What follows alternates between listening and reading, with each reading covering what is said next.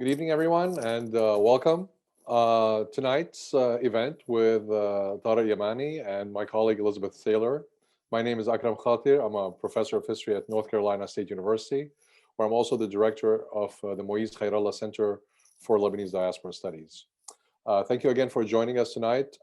This is in the series of webinars that we have done as part of our exhibit Turath, which is an online exhibit about early Arab American culture. And as part of that exhibit, we have been bringing you since January a monthly webinar series with contemporary Arab American artists, musicians, writers, poets, and performers. And so tonight we are going to be very privileged to have Tarek Yamani with us, who will have conversing with Elizabeth and as well as performing. And we'll get to all of that later. I just wanted to go through some basic things. For those of you who don't know us, I just wanted to introduce the Khayrallah Center very briefly. The Khayrallah Center for Lebanese Diaspora Studies, if I can get the word out, is dedicated to research about Lebanese immigrants in the United States and throughout the world, and to preserving and sharing their stories, their heritage, their memories, and that knowledge with the scholarly community as well as the general public. And we do that in a variety of ways. We have a series of documentaries. We have, as I said, exhibits, including Turath. We have conferences, and we have an online archive that is constantly growing that preserves that history, and that it's an open archive that we invite you and anybody else who you know who might be interested to join, to check it out. And it's a place where we have preserved as much as we can, and will continue to, the history of early Arab America and Lebanese and diaspora. And if you are interested at all in the archive and knowing more about the archive, please don't hesitate to contact me. Dania, our communication specialist, will put in the chat my email, and so you can contact us. Our website is lebanesestudies.ncsu.edu, and Dania will also put that up. Again, if you have any interest at all in learning more about the center, in donating to the center in terms of photos, letters, journals, books, whatever you have that preserves that history, we would encourage you to get in touch with us, because this is a vital task that we take very seriously, and it allows us to tell stories and to put on events like you see tonight. You can also follow us on our social media, and you can the usual platforms. So you can see it over here on the left. And that way you'll keep up to date on the things that we are doing. And in the age of being kind of shameless marketing, I would like to invite you as well to support the center in any way you can. A $5 cup of coffee a month would help us go a long way. So if please, by all means, just take a moment and think about it. This is sounding like NPR more and more. If you enjoy this programming, please join us. Give us some money. But again, it's really doesn't take much to help us. $5, $10 a month to be sustaining us and to continue our mission. We would really greatly appreciate it. And tonight, in terms of etiquette, as you know, we're running this as a webinar, so your cameras and microphones are automatically off. If you have a question, please use the Q&A function at the bottom of your screen, and that will send us directly questions to all the panelists. So I will see it, Elizabeth will see it, Danielle will see it, and so will Tarek. And we will certainly curate these questions, and Elizabeth will be able to use them in her conversations with Tarek. So again, please don't hesitate as you have a question come up, as you listen to the music, as you listen to the conversation. Please feel free to type in your questions, and we'll be happy to answer as many of them as we can. The other thing that we're doing tonight is we have enabled auto transcription, which allows those who are hard of hearing, like myself, to be able to read a little bit easier. The transcription is not going to be perfect. It's automated, so it will butcher Arabic names. I will try as much as I can when the conversation is going to correct the names of places and people. I will not be able to keep up, but I will try my best to do that. But you can use that again to help you with this process. And the way the program is going to go tonight is I will introduce my colleague and friend Elizabeth Saylor. who will be moderating this event tonight. And after I introduce her, I'll turn my camera off, my audio off. Danny and I will be invisible, so to speak. And at that point, Elizabeth will introduce Tarek, and we will turn it over. And basically what we've decided to do is have a combination of conversation, performance, interspersed. The event is meant to go from 6 to 7:30, so we have plenty of time to enjoy the remarkable talent, creativity, and genius of Tarek, with his fusion, with his music, with his constant exploration for new things that really kind of not only just makes us enjoy life so much better, I feel, but also enriches us in culture, real cultural term. And again, this, we wanted Tarek to share with you his brilliance because we wanted to continue that narrative arc. That thing you see behind my head, if I can move a little bit like that, Turath, is an exhibit that we have done for the centenary of Al-Rabita Al-Qalamiyya, which is 1920 grouping of early Arab American writers.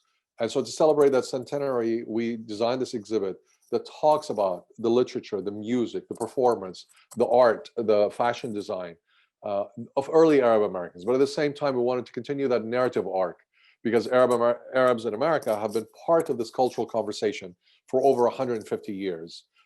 And we wanted to bring that to light, not only by focusing on the past, but looking at the contemporary creatives that have been really doing amazing stuff in today's world. And that's part of that book ending of the conversation. So we are very privileged tonight to have with us Tarek. And so tonight I'd like to introduce my colleague, Dr. Elizabeth Saylor. Elizabeth is an assistant professor of Arabic at North Carolina State University, and she holds a PhD in Arabic literature from the University of California, Berkeley, go Bears, my alma mater, and a BA in comparative literature and society from Columbia, where she studied, she really didn't have much ambition in terms of languages, but she studied Arabic, French, German, Italian literatures. And she also, by the way, speaks Spanish and some Portuguese, I believe. Her teaching and research interests include the Arabic language, Arab women's literature, the Arabic novel, Mahjar, or emigre literature, and Arab music, film, and cultural arts. Her current book project examines the work of a neglected pioneer of the Arabic novel, Afifa Karam, who is a Lebanese immigrant writer, journalist, and feminist who lived between 1883 and 1924. In her teaching and research, Elizabeth, and also as a former secretary of the Washington Street Historical Society, promotes the legacy of New York City's Little Syria neighborhood in an effort to foster awareness about Arab immigration and culture in America. She's a passionate teacher of Arabic language, literature, and culture, and she also directs a summer intensive program in Jerusalem. Most recently, she launched a virtual language and cultural exchange program called Yalla Al-Quds. Elizabeth, thank you so much for moderating tonight, and I'm going to turn it over to you. Thank you so much, Akram, for that very generous introduction. And I can't tell you how excited I am for this event. It's very, very, it's an honor for me to be here to have this conversation with you, Tarek. So let me now very briefly, would you like to say hi? I saw you on mute. Okay, I'm going to introduce Tarek Yamani, our very cherished and honored guest performer and speaker today. Born and raised in Beirut, Tarek is a Lebanese-American award-winning composer and jazz pianist who taught himself jazz at the age of 19. Since the release of his debut album, Ashur, in 2012, Tarek has been reinventing classical Arabic music within the framework of Black American music. This genre, which has been dubbed Afro-Tarab, is most evident in his second album, Lisan al-Tarab, Jazz Conceptions in Classical Arabic. Following the commission by the Abu Dhabi Festival, Tarek went on to research and write new music based on the largely unexplored rhythms of the Arabian Peninsula. The resulting album, entitled Peninsular, was released to critical acclaim, and I highly recommend that everyone check out all of his work, those two albums, Peninsular and Lisan al-Tarab, which are available on all platforms, Spotify, Apple Music, etc. In addition to having played at virtually every single one of New York City's most renowned jazz clubs, Tarek has performed all around the world, including at the Smithsonian Institute, Lincoln Center, including Jazz at Lincoln Center, the Barcelona Cathedral, Boulez Salle in Berlin, Musée Museum in France, the United Nations, Gran Teatro de La Habana in Cuba, Melbourne Arts Center, NYU Abu Dhabi Festival, and the list goes on and on. He's also been a part of 3 all-star global concerts of International Jazz Day. In April 2013, Tarek founded, organized, and produced a cutting-edge performance series called Beirut Speaks Jazz, which aims to promote jazz in Lebanon by igniting collaborations between artists from rock, pop, tarab, rap, blues, and all over the foundations of jazz. So far, the event has brought together over 36 musicians on a single stage and has been a great success. In addition, Tarek is a film composer and has scored numerous short films and is author of 2 books about rhythm. One of them is on mastering polyrhythms in jazz, and the other is on the percussion ensemble of the Arabian Peninsula. Tarek is the recipient of numerous prestigious grants, including the Baryshnikov Arts Center Artist in Residence, the Abu Dhabi Festival Commission, the Thelonious Monk Jazz Composers Competition, and about 10 others, which you can read about in detail on his bio on his website, which is www.tarekyamani.com. So I think I speak for everybody when I say, you know, what a joy this is to have this time with you. And thank you so much for making the time to speak with us, and especially to, you know, given the time difference, is it midnight for you in Berlin? It's midnight, yeah. So I just learned yesterday that Tarek has the craziest, most new fandangled piano that can play silently. So I was going to say thank you to all your neighbors, but I don't have to say that. You're sparing them all, although your music, I'm sure, is a gift to everyone who lives in your building. Except for one neighbor who actually, doesn't like it. Once he came and he's like, I told him, like, I'm a professional pianist. He's like, how could you be professional? Your music doesn't sound like it. Yeah, so he really doesn't like piano. So the silent piano is for him. Well, thank you so much for this wonderful introduction, and for you and Akram for having me here. I'm really, really looking forward to this. Well, the feeling is mutual, and you know, having you as the kind of icing on the cake of this incredible lecture series is just so special and wonderful. So I have a whole bunch of questions, and of course, as Akram mentioned, please send your questions to the chat.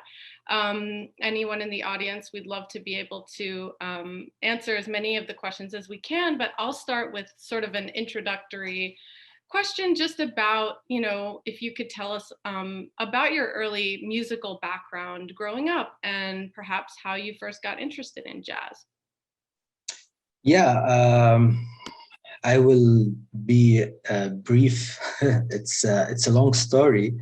How I got into music was mainly because my parents got me like a little toy piano, this small Casio, white Casios that were very popular in the 80s.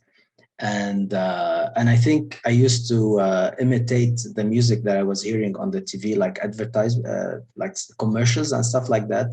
And that's how they felt that there's something about music that is going on. And so I took my first lessons with a private teacher who was coming pretty much intermittently, and I really have no memory of that time at all. Almost, I only like remember maybe 2 or 3 times he was there.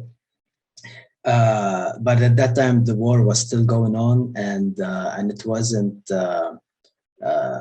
I think it was one of the most amazing things actually that my parents did, was to actually get me a piano teacher in that kind of situation. It's really ambitious and and a beautiful thing that they've done.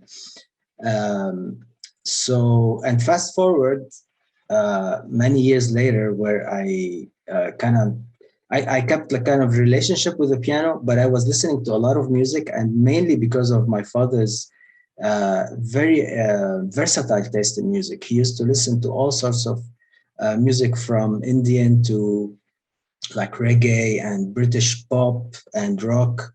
And Pink Floyd was his favorite band, and I grew up listening to Pink Floyd, also classical music. So I had a lot of baggage of musical styles, and I never really made like for me, all kinds of music was kind of appealing. Like it was for me, either good or bad. I wasn't judging at all by styles. And then I got into heavy metal when I was a teenager, and I picked up the guitar by coincidence. My neighbor got a left-handed guitar, and I was left-handed, and it was totally a coincidence. So I take it from him, and I learn it, and I become a heavy metal guitar player. And then jazz came to the rescue, and that's when I was probably 19 or something. That's when I heard it the first time, and I felt this kind of the answer to all my life. At that point, my question, what did I want to be as a musician? I just didn't know. And when I heard it, it was such a clear answer for me. It struck me like lightning. And I heard it through Herbie Hancock, who's a piano player and who's one of my main influences. And that's how I felt like the piano is actually where I should be going. So that's brought me back to the piano. But in a way, I kind of started all from scratch, because learning jazz is a totally new language, and it was kind of like a whole a new undiscovered territory for me, pianistically and theoretically, and the whole improvisation, composition, all those things were totally. I totally started them from scratch, from listening and using books and records, and yeah, that's when the journey started. Oh wow! So one quick follow-up to that. How much did you receive classical training in Arabic music as a young person? No, not at all. I did some classical when I was very young, and I did some conservatory for maybe a few years. But at that point, right after the war, the situation was really, really bad, especially in these sectors. I mean, these sectors are left out today. So imagine at that time, like culture has never been any point of interest for any kind of governmental organization. So the conservatory was in a really bad shape. And I remember as a kid, I used to really hate going there. It used to give me a sense of strange bitterness. Like even though I liked music, but I hated going there. And I think that gave me this kind of negative relationship with classical music. So it also, as a kid, of course, you start making this kind of impressions, and you put them on the whole thing. And also, like, the way the teachers were very negligent, and probably understandably so. I mean, who knows what were their conditions? So anyway, the point is that I reached a point where I had the courage to tell my father that I actually don't want to study piano anymore. I hate studying piano. He was really heartbroken because he loved it, and he loved that I was studying, but he totally understood. He's like, yeah, I can't force you. So, and that's when I totally broke, broke out or broke off, whatever, from the piano. And yeah, and then I picked up the guitar, and then I made peace again when I discovered jazz, basically. Wow. Yeah. Well, I can imagine that. Yeah, those different periods that we go through in musical evolution. And I'm so glad that you came back to the piano. I gotta say, I quit piano when I was 10, and I never went back, and I regret it. So it's so great. Yeah, you play some other instruments, right? Yeah, I'm learning. Your calling was not the piano. That's Probably. Perhaps that's true. Yeah. Perhaps that's true. Yeah. So just to talk a little bit about your sound, and I love this term, Afro Tarab, which I don't know if it was that your invention. Mm-hmm. I mean, it's so distinct, and I'm sure a lot of folks who are on this call have heard your music before. But for those who haven't, you're really in for a treat, because the way that Tariq, you marry these sounds of jazz and Arabic music, that so seamlessly, and I just wondered if you could tell us, sort of in your own words, what describe what you're trying to accomplish musically. And then it's kind of a two-part question, because the second part of the question is, how do you accomplish this, what you do? And for example, in Arabic music and in your recordings, I hear quarter tones. You're playing a piano. As to my knowledge, piano doesn't have quarter tones. So unless, I guess, it's very out of tune. So how are you accomplishing this? And then maybe we can move on to a musical, sort of example. Right. Yeah. So first, regarding Afro Tarab, just to be clear, I did not invent anything. I came up with the term basically. So Tarab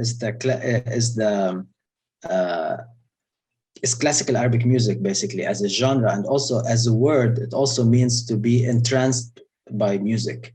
So, but in that case, I meant it as the genre. And Afro is the Africanization of Tarab, which means as the Africanization of classical Arabic music, meaning, and by Africanization I mean jazzification, because jazz is Black American music, which was pioneered by African Americans. So that's kind of like how it came to be, and I wouldn't have done that actually, but the idea is that I kind of did not want some terms that really would not reflect the music. I would have rather not to call the music anything, because it's better not to call it anything. But also, it's not jazz and it's not Arabic music. I mean, it is a lot of jazz, but it also has this other thing.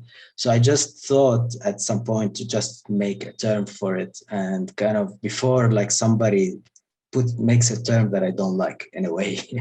I kind of like saved myself from this, and saved people to actually come up with something. But so that's Afro Tarab, and all right. So how do I accomplish? How do you do it? It's okay. So it's actually really simple. There's really nothing that is. There's no like equation for me. It's really I like to compare it to language. And with language, like when you learn a new language and you become fluent in it, no matter how fluent you become, you still have this accent, right? That is, and this accent is so specific and distinguished from culture to culture. And this is like, I feel it like that's what happened with me in a way. I became fluent in jazz, and that's the music that I dedicated my life to understand. I really did, like, left everything. That's something that after I discovered jazz, basically what I didn't say is that I totally went into monk mode for about 10 years of intense practicing of about 10 hours a day. I was totally obsessed with understanding this language fluently. I didn't want to settle for anything less than fluency in a way. And I did not study anything else at that time. So I was totally focused on this. And of course, 10 years and with so much practice, I got to the point where I felt, okay, now I really feel like I have the vocabulary. I know the grammatical structure of this language.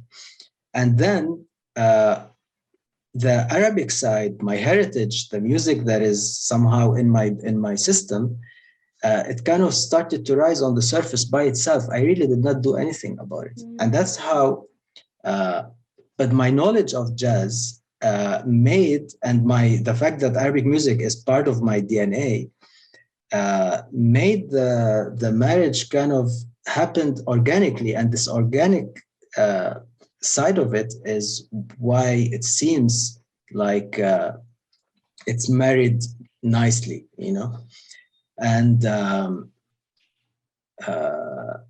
so yeah, for me, like the secret to this is really becoming fluent in a language and having the outcome happen like the accent when for example, like how I'm speaking English right now. No matter how much I perfect it, it's still, you can hear that I'm not a native speaker, but it doesn't matter. So that kind of flavor is in my musical context, this is Afro Tarab in a way. I love that. I love that. So you didn't answer the part of my question about how do you produce quarter tones, and Yeah. you know, within the maqamat and on the piano. Right. So that is actually yeah, it's pretty hard on the piano because I mean it's not hard. You can tune one note to become quarter tone, and for people who don't understand what it means, basically a quarter tone is a tone in between the notes. So the well-tempered scale, like we see here, like let's say C and C sharp, they are half steps. They are in between there are quarter tones, which you can play on any instrument that doesn't have frets, like any string instrument that doesn't have frets, like the oud, for example. You can play it on the nai, on violins, because they don't have frets. So you can play in between the notes. On the piano, it's not possible. But you can tune one note that you want for quarter, but then you're stuck with this note and you can't play tempered anymore. And the piano is a very hard instrument to tune on the go, not like the guitar. The guitar, you can just change the tuning in between songs. But with the piano, you cannot call you need like an hour in between songs. So that's why it's very hard with the piano, unless you want to be stuck with one maqam for the whole concert, which is not ideal at all. So what I do is, and what a lot, it's a whole tradition. Like we have in the Arabic pop music, we have this Oriental keyboards that Yamaha and Roland made like a long time ago for Arabic musicians who play like in the pop setting. But also that doesn't work for me because I need the whole piano and I need the weighted keys. So my solution was when I did Peninsular, was that I found a software that I could write a very simple text file that is a kind of tuning file that the software reads. And then I put the file inside the software, and then it will play exactly the tuning that I want. And then I could map this to any kind of device, MIDI device, and I can switch between the tunings that I want on the go. So I just click, and then it becomes, for example, Rust. I click again, become. It's pretty straightforward stuff, but it's just a matter of thinking about it and doing it. And so when you're performing, I mean, I'm assuming you have that set up for this piano, this behind you. What happens when you're performing? Is it a contraption that you can bring with you and set up on any piano? Yeah, I just need the laptop, and I can do this on any keyboard, basically. Any keyboard that has the MIDI possibility, which any keyboard right now has this possibility. So I just plug it to my computer, and then my computer is playing the sounds, not the keyboard. So the keyboard is just a means just goes to the laptop, basically. Yeah. Can we hear? Yeah, but I wasn't planning to play quarter tones. Oh, that's fine. That's fine. No, anything you want to play, we would love to hear. All right. So we will start with I'm thinking لما بدأ يتثنى, which is a very famous Arabic موشح, and I have rearranged it for لسان الطرب for jazz trio.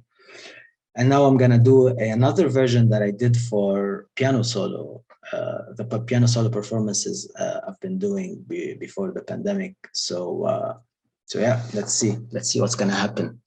Playing from my own home, a concert. That's like the first time or something.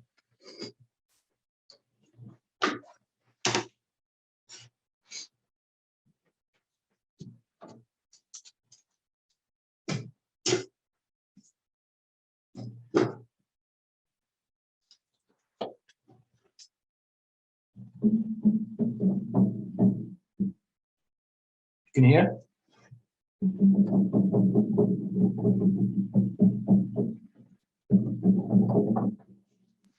No. You're not hearing anything? I hear banging, but not notes.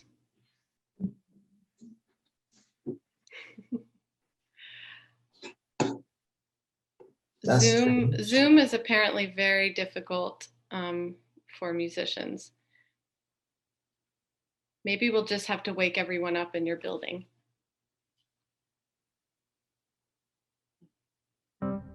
Hey, there we go. We're in.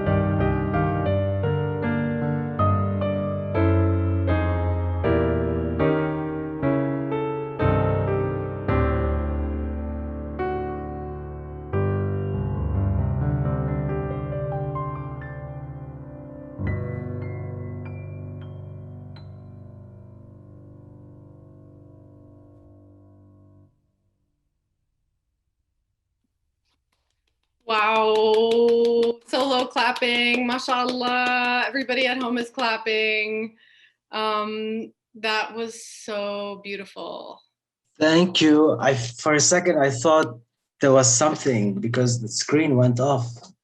Yeah, I wanted to make sure that folks can see you. Can you please, attendees, send us a message if you can see Tarek? Okay. Yes? Just at the end. Okay. So is it because it's on speaker view? No, that doesn't make sense. Maybe because of the way you're routing the sound. Yeah, I don't know why it is. He was pinned and it was supposed to only show him, but that created a problem. So I unpinned him. So now it's just going to show speaker view. And we'll just go with that. Okay. I tried to turn off my view in any case. That was so beautiful. Oh, thank you so much. So I didn't understand what happened. So basically, I wasn't seen as on the video, right? Right. Okay, doesn't matter. Yeah, sorry. I mean, the end. I thought something happened, so I was totally distracted. No, we can hear you very well. It's just that I had pinned your screen on, and normally that basically just keeps you in focus. But for some reason, maybe because of the way it's going, yeah, that really messed things up. So I have unpinned you, and right now we can actually see whoever is speaker. So when you're playing or speaking, you can. Okay. All right, Yeah, so yeah. it should be okay. All right. Okay. So forget about the ending, and then we're fine. See, only you know, because from here it sounded incredible through the very end. Yes, I love that song. Of course, it's such a classic song, and I love the way that you've reinvented it. And yeah, it just hits. It satisfies. So thank you for giving us that that example of Afro Tarab, and just as a way of kind of continuing this conversation about what it is that you're doing, and you described it so beautifully as, you know, this was a marriage of styles that for you was completely organic. And for me, you know, from the outside looking in, I think about certain things that I do see as linking these seemingly pretty disparate genres. You know, some of the things that come to mind are sort of the improv impulse, right? Performance styles, composition, arrangement, like audience participation, something I learned about, you know, from one of my colleagues who's on this call, Rachel Caldwell, istihsan, and, you know, the way that the audience, you know, contributes to the performance through clapping and, or, you know, other ways of you know, showing enjoyment audibly. So what are those connections for you that, you know, sit the most deeply? Yeah, regarding, by the way, audience, you know, it's not just their visible or hearable reactions. It's also the invisible and the unspoken, the energy itself. It's sometimes it's so strong and it's so thick, even when everybody's sitting silent. The audience has a huge effect on the performance, and because, you know, the whole thing is really a give and take of energy. It's like a huge energy dance that happens in the concert hall or in any space, basically. So yeah, the people are a big part of the whole thing happening or not. And I know I kind of got myself out of your question by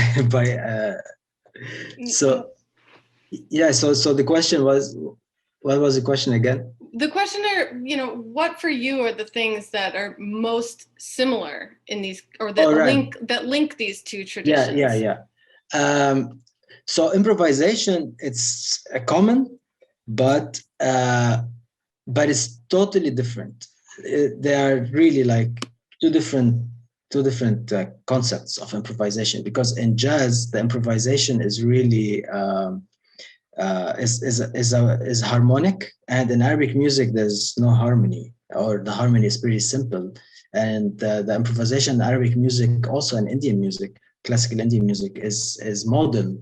So it follows a selection, a sequence of maqams or modes, and it's very horizontal, and it's about this kind of story that you tell horizontally. With jazz, it's both, it's horizontal and vertical, and the vertical element, which is the chords and the harmonic structure that moves pretty fast, is very hard and kind of new. It's really an innovation. There was nothing like that before this innovation, especially when in the 40s, when the bebop players started to make it really, really hard, the hardest possible they could. And that they invented a totally new language that did not exist before. And the improvisation at this kind of level is pretty insane. Like people like Charlie Parker and John Coltrane and Dizzy Gillespie and all these people. So the improvisation aspect, yes, it's the same. So both traditions improvise, and there are other traditions that improvise, of course. But jazz is unique in that sense. Another difference is that jazz is, since it has African genes, it's polyrhythmic. So it's all about the polyrhythms, meaning that there are two rhythms at the same time playing, and it's not as opposed to polymetric. But Arabic music doesn't have polyrhythms. At least if we want to talk about just the Arabic music, classical Arabic music, which is the most famous, basically, which is the one coming from Egypt and the Levant. So that music doesn't have polyrhythms. It's the rhythms are also kind of horizontal, and it's hard to explain it in just, I don't know what the term is, but there are no two rhythms that are playing at the same time. So that's another difference. And then there's the use of quarter tones that does not exist in jazz, and then they have the biggest aspect of the difference is the timbre of the instruments.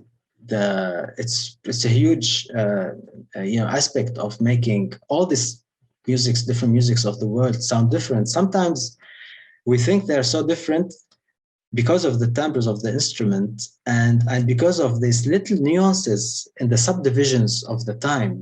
Time is divided into you could divide time as like 4, 1, 2, 3, 4, right? But in every section, or let's say in every beat of these 4 beats, you can divide the beats inside in an infinite number of ways. Sometimes it's undetectable by the ear, so just a casual listener would not know that there's a difference. But the player knows what they're doing, and each tradition has these micro rhythms inside the beats. And these little nuances are the spices that make this music sound different. And if I want to bring it back to language, it's like if somebody knows the word, and let's say the word in Arabic, and you say it almost perfect, but as a native speaker, I can tell from just a little detail that it's not exactly native. It's just, so these kind of things occur in this micro time and occur in the micro tones also of the music.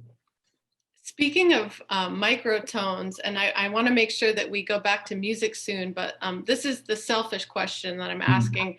Can you just explain for lay people what is it that is so unique or characteristic of the rhythms of music from the Gulf that you play with in your album Peninsular, which is so amazing? It's like when I hear it, I know this is music from the Gulf, but I don't know how to describe. It sounds like it's a little bit late, but can you just describe that for us, and we can move into another musical segment? I think you probably mean laid back, right? That's what you meant by late, maybe. Okay. Laid back, like it's a little bit lagging behind the beats, maybe. Yes, exactly. Yeah. So yeah, there's this myth that it's the music of the Gulf is like this, because if you actually watch the camel walk, the camel is actually swinging in a certain way, that like the weight of the body and the feet, there's this kind of polyrhythm between the motion of the feet with the body, how it's swinging. I don't know if that's a myth or that's real, but what I do know is that yes, the music of the Gulf sound very different than any music, Arabic music from Lebanon, Syria, Palestine, Egypt. And particularly it's because of the African influence, not only, but that's a huge part of it. So their music is polyrhythmic. And that's why it's really different than the classical Arabic music of Egypt. And as we know, the history of slavery, slavery did not start with the transatlantic slave trade. It has started way before, maybe even almost 400 years earlier. The other way around, trans-Saharan slave trade, and a lot of Africans were brought to Arabia, and they've been there for tens of for a millennia. So. So their music and their instruments and the feel, everything has been there for so long, and it merged more in a really in a great way with whatever music was there before. Let's call it Bedouin music. And plus, you have also, since the Gulf is on the Persian Ocean, so they have all this trading, and also maybe some slavery with India, I don't know, and Iran, but mostly trade. So there's this Persian and Indian influence as well.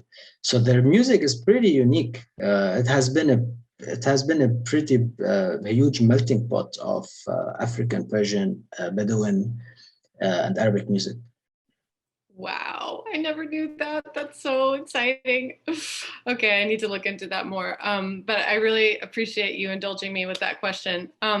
Would you be willing to play for perhaps another 10, 15 minutes? Yeah, sure. And then we can go back to Q&A. Does that sound good?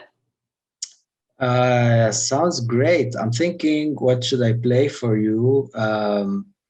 I will play some more after the Q&A, or right?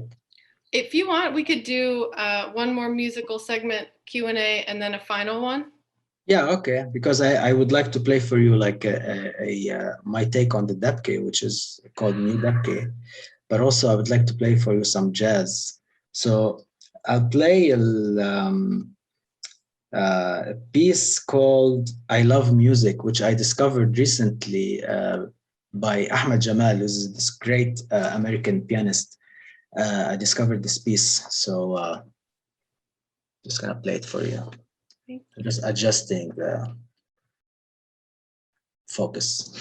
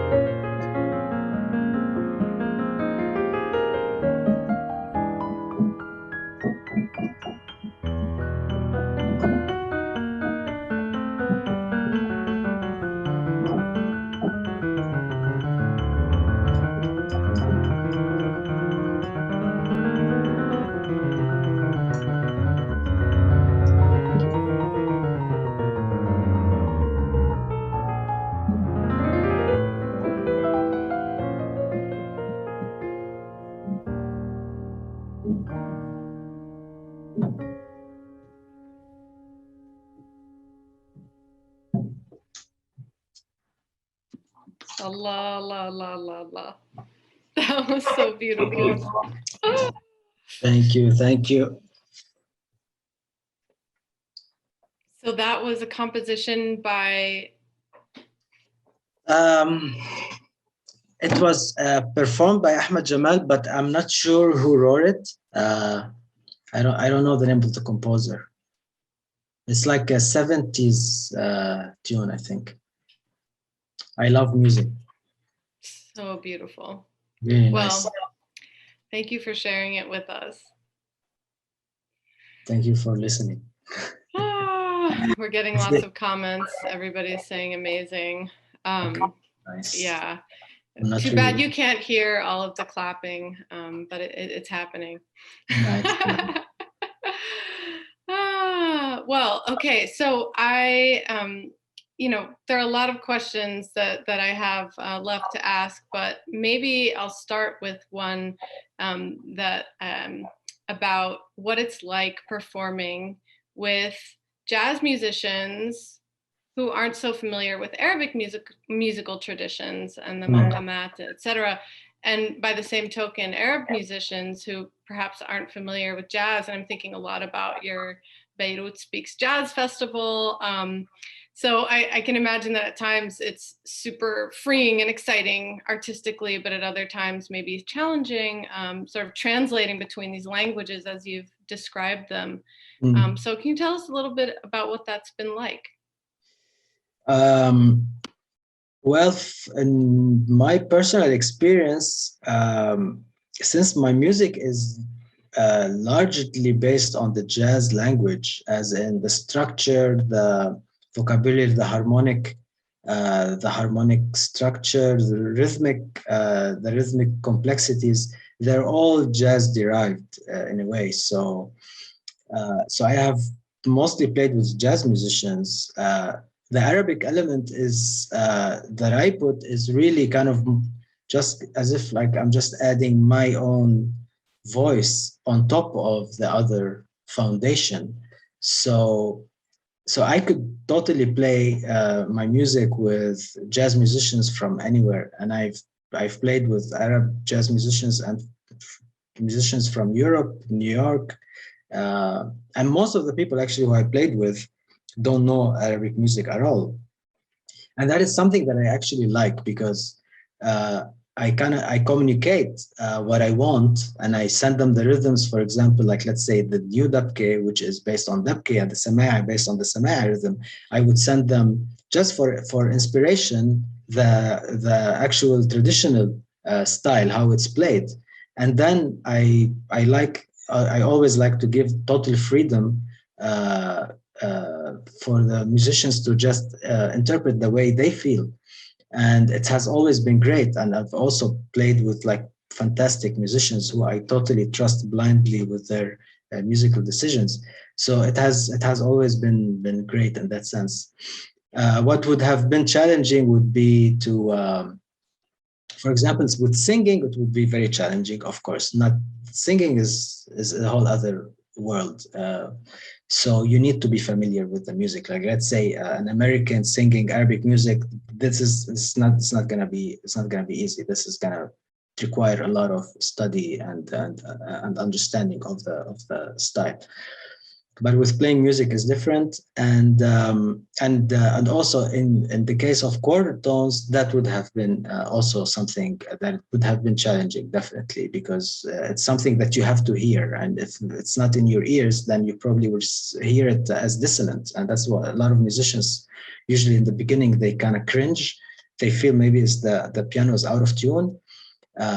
Some people really dig it from the beginning, and some people feel like there's something off, but then get used to it, and some people maybe never get used to it, but it's all good, whatever.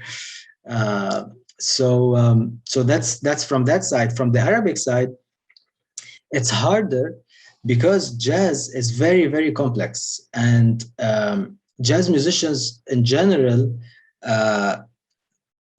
jazz as a language, it's a really mysterious form of art, because it's so elastic that it could encompass any kind of style. Generally speaking, the most fusion, let's say, that happened with jazz at most. Jazz merged with Brazilian, with Cuban, with Indian, with Arabic, with Europe, and all sorts of European music. It just blends seamlessly. It's kind of like the universal code. It kind of found the universal code, and musicians who play this language are generally more at ease in going into any other styles, because what required to achieve mastery of this language makes the musicians able to understand other things much faster than other cultures understanding jazz, let's say. That, like, the other way around is a little bit harder, and jazz usually is intimidating in general for a lot of people who don't know it. But that's the case with any language. If you don't know, in the beginning it's intimidating, but once you get into it, and you start understanding it a little by little, becomes easy. But yeah, it's a complex thing. So it's harder the other way around. If the people have absolutely only played traditional music, then I would say it's almost impossible to play jazz. Like, actually, and when I say jazz, I mean the real Black American vocabulary, because there's so many misconceptions about what jazz is, and that's a pretty big issue, generally speaking. And anyway, there's a whole movement going to kind of change the word jazz anyway and call it Black American music, BAM, which is something I support fully. Wow, that's deep. That's deep. Jazz is like the meta language for all music. And you know, as you're speaking, I found myself thinking, well, the other kind of music that's just perfectly and seamlessly adapted itself to the entire world is hip hop. So there's something here. Right. It's true. And hip hop has the DNA of jazz, really. I mean, hip hop started from DJs sampling jazz records and throwing verses over them. And the verses are all triplety and polyrhythmic because of the nature. I mean, they just, you know, it's felt in the groove. So yeah.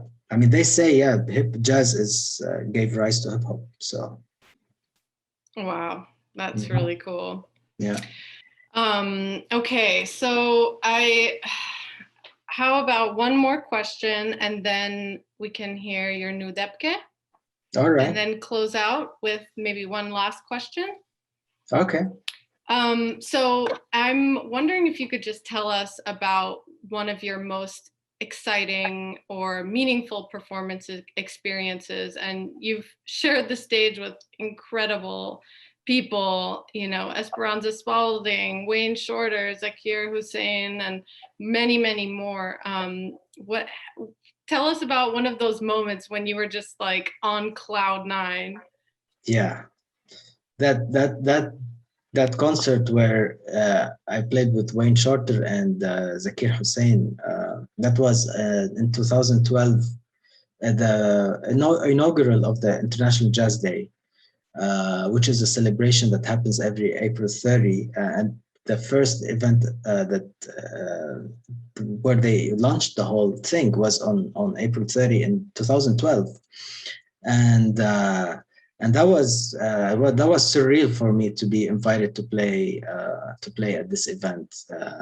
Honestly, at the beginning, I thought I was invited to play not with them, like to play, you know, in some other place, maybe like a reception to the event. And then I saw that I'm playing with these legends, and I was pretty much high on all sorts of dopamine, serotonin cocktail for like at least 1 week. It was unbelievable, and the whole event was like filled with all kind of legends, and so that's one of my I would say so far, nothing has surpassed this kind of elation. Amazing.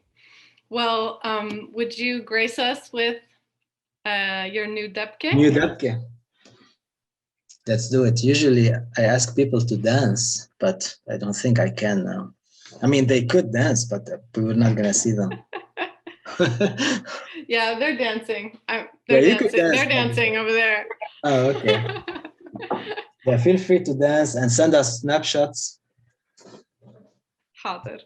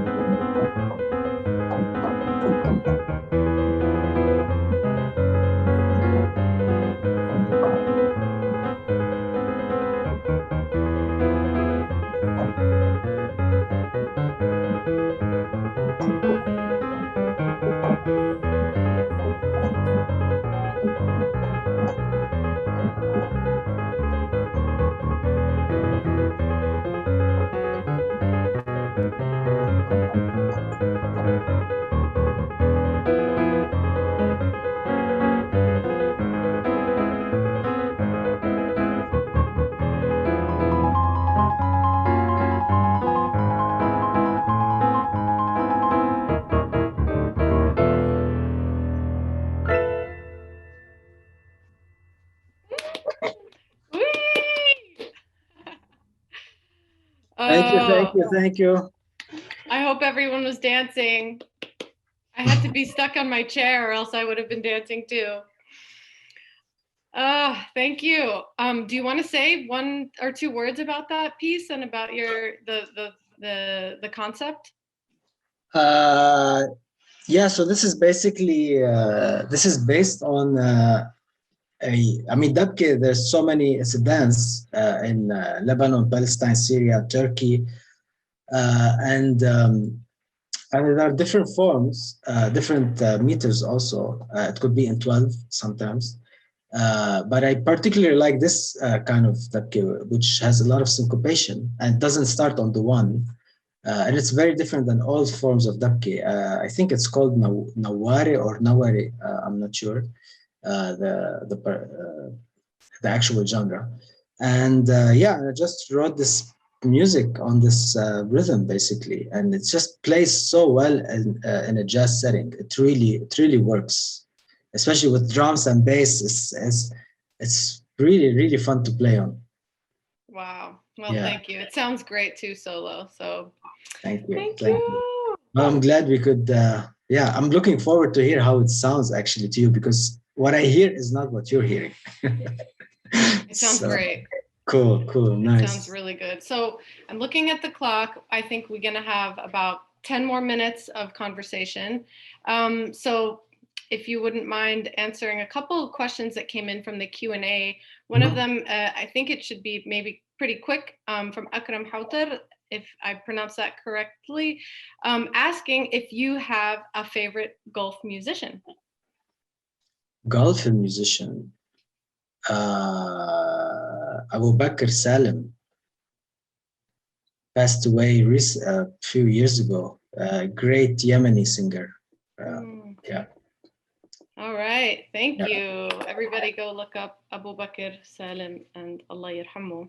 Yeah, and listen to Al Qurbi Nasnas, which is a song that I covered actually in Peninsula. I was going to say, I know that song. Yeah, so that's Abu Bakr. Yeah, I heard it from him. Yeah. And his you need to listen to his version. It's amazing. Yeah. Okay, it's on the list. Thank you. And we have a question from Alexandra Ivanova, which is, what was one of the biggest challenges you faced and overcame early on in your jazz journey?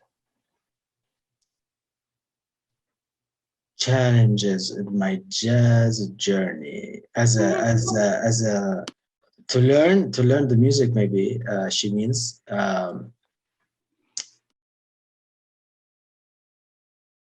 I would say, I mean, in the beginning, I was mostly learning by ear, and that was really challenging until I found a book called the Jazz Piano Book.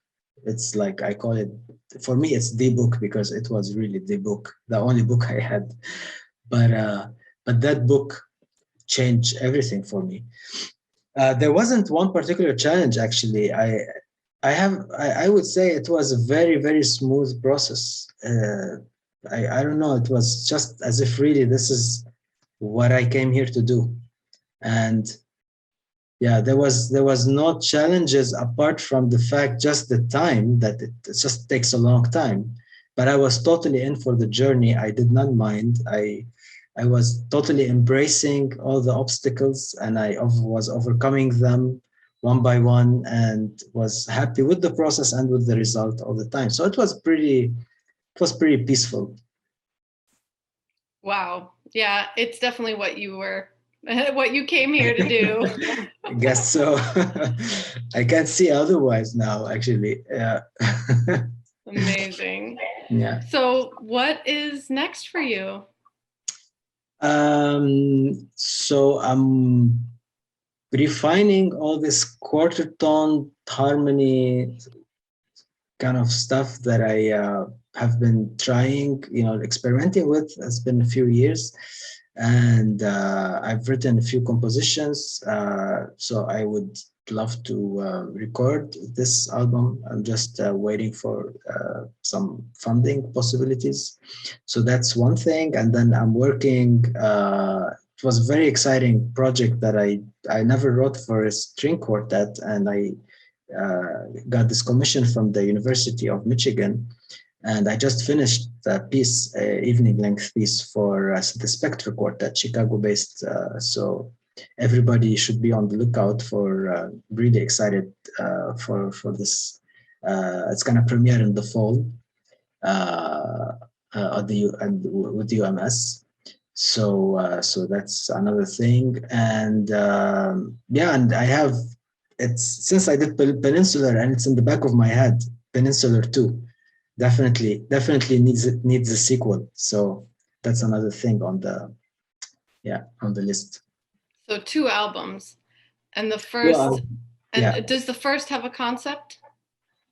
The first, the concept is a kind of a jazz trio approach, kind of like Lisan al-Tarab style, which is very jazz, but but there's a lot of quarter tones. So the melodies and the composition are all based on quarter tones, which is something that I haven't done yet in a recorded way. I mean, I've done a little bit on Peninsular, but Peninsular, the foundation of it was percussive.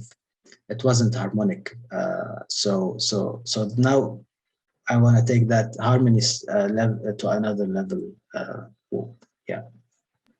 Wow. Well, congratulations on that commission, and I'm really excited to hear your violin quartet. Yeah, that's super exciting. Yeah. Well, thank you. It looks like Akram is back on to lead us out. I just want to say thank you. This has been such a pleasure and so much fun. And I hope that it's not the last time. I hope I get to hear you play in person. Yes. Sooner than later, inshallah. Yeah. Thank you so much. Really, it was a pleasure for me too. Thank you so much, Elizabeth, for moderating Tarek. We cannot thank you enough for sharing with us this amazing talent, but also hard work and dedication.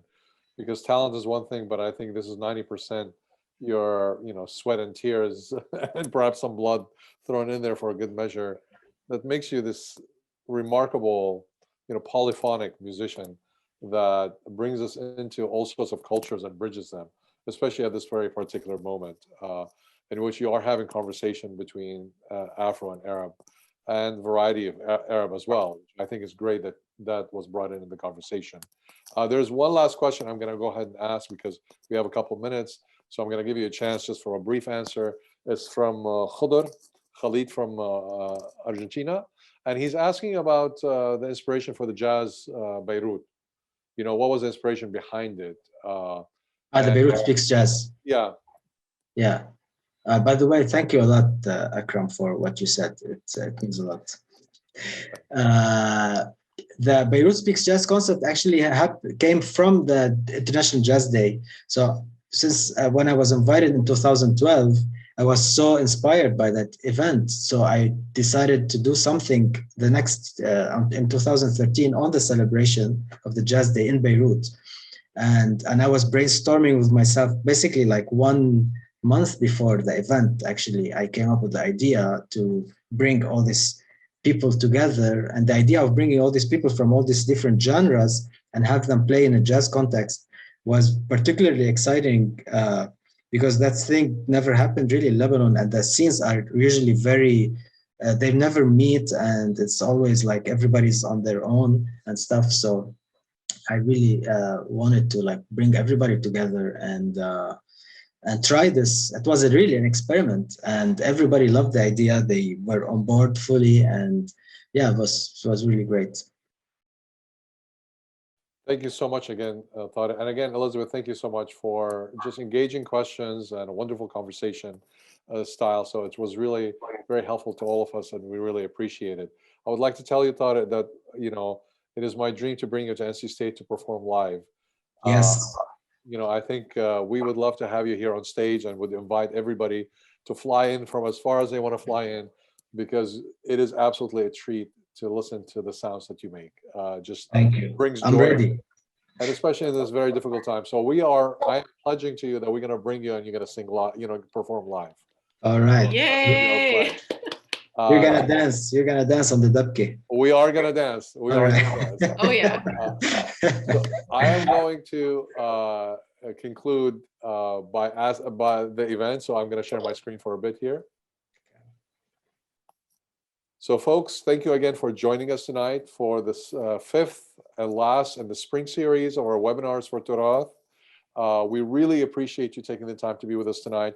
It has been a pleasure to have these various webinars, and we're delighted to tell you that come fall, we already have a lineup of equally impressive and wonderful Arab American artists, musicians, dancers, performers, poets, filmmakers. And so we hope you will continue to join us.